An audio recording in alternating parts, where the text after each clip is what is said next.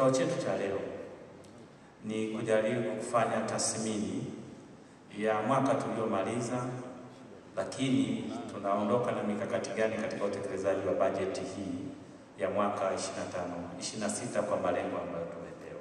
Tathmini ni jambo bora sana. Mnajitathmini kwa ngazi ya taasisi, lakini msiache kujitathmini katika ngazi ya individual, kwa sababu DAWASA inategemea sana micro behavior za kila mmoja wenu.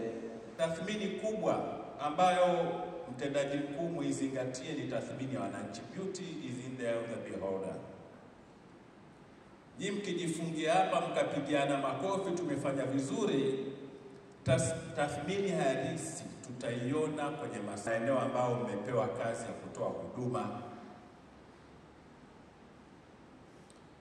Kwa hiyo msidanganyike sana na tathmini yenu hapa.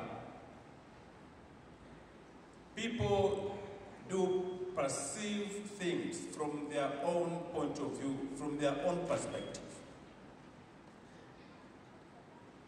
Wanaangalia, wanakutathmini kutokana na mtizamo wao wenyewe. Jitume upeo wa kujituma. Tumia talanta zako, uwezo wako kumsaidia Mheshimiwa Rais ambaye yeye anaangaikia watu. Amekuamini wewe, ndio maana uko hapo kwamba utamsaidia.